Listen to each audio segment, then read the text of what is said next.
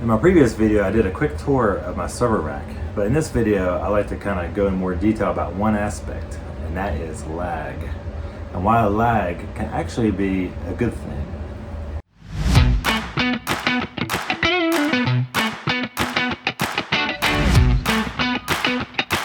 If you're a gamer, you're likely familiar with the term lag, which indicates the amount of network latency that you're experiencing while you're playing your game, which is the amount of delay and stutters and that kind of thing.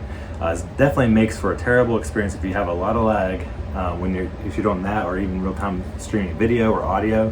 But in this video, I want to talk about lag as a good thing because I'm referring to a network term for link aggregation. So link aggregation is one way you can increase bandwidth within your network and reduce bottlenecks. But one misconception with lags is that it increases the amount of bandwidth per connection, and that's actually not true. So the way you increase network bandwidth is actually having multiple interfaces, right, multiple lanes of whatever speed interface you have. So if you have 1 gigabit interface and you have 4 of them in a lag, in a link aggregation, you can actually get 4 gigabits of bandwidth, for 1 gigabit stream. One way I like to think about link aggregation is like a highway where you have a certain set speed limit, and you have 1 lane. Let's say you expand it up to 4 lanes, you can see how you can get more data, more traffic through. Even though it's going the same speed, you can get more data through if everybody's obeying a speed limit. So that's why increasing the lanes can actually increase your bandwidth, increase the amount of traffic, alleviate some bottlenecks in some places.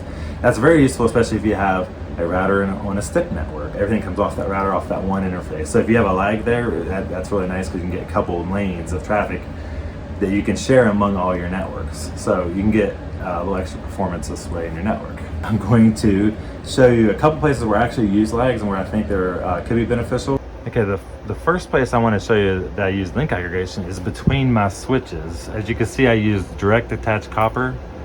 But direct attached copper is really handy when you need to make short little runs, and the module is built into the copper cable, which is really nice because you don't have to buy the modules and then fiber, because fiber is pretty cheap for short runs like this. But then the modules, especially if you're going 10 gigabit modules, are more expensive.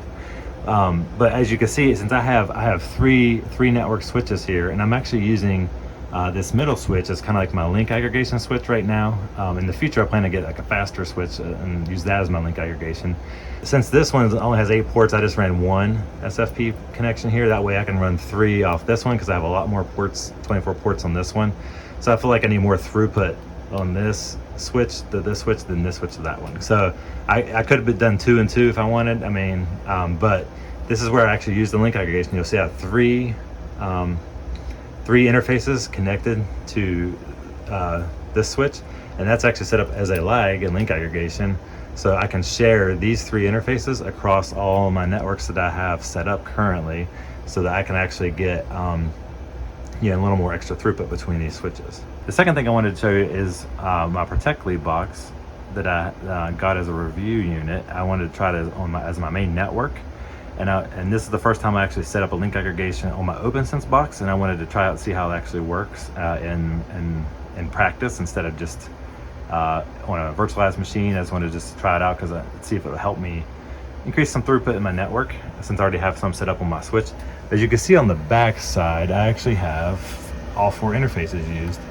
I actually have let me get my hand in here. The first interface I has my WANs connected to my cable modem.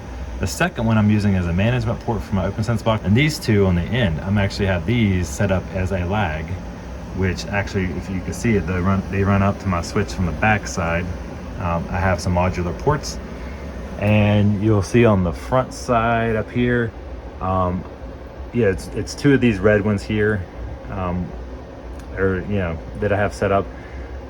So I have those set up as a link aggregation across these 2 ports over here. So that gets a little extra throughput from my router to my switches, and my switches, between the switches, the communication between that has some link aggregation.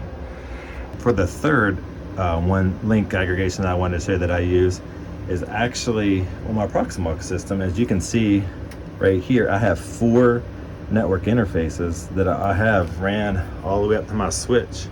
from the back side. I have modular ports. I run up to the back side and that mess up there. And so they connect from the front side on the end here. They're just blue wires, so they're just kind of mixing here, but I have 4 of them connected to my switch. So all of my systems, virtual machines and containers I'm running here actually have 4 lanes of 1 gigabit interfaces where all the network traffic can go across. As I've shown you in this video, I have 3 different areas where I put link aggregation to try to maximize throughput in my network, especially since I have only 1 gigabit connections, except for a few between some servers. My router firewall has link aggregation. I have link aggregation between some of my switches, and I also have link aggregation on my virtualization server. So that kind of shows you different places where you can actually place link aggregation to try to maximize throughput throughout your network and minimize bottlenecks as much as possible. So I hope you found this useful to see real life examples in a home lab that you might want to consider doing in your lab if you don't have any right now. The only thing you need is equipment that's able to support link aggregation. So as long as you have devices that support that, you should be able to add these types of connection, link aggregations to your network, so you can actually improve, hopefully, throughput in your network as well. Thanks, and I will see you next time.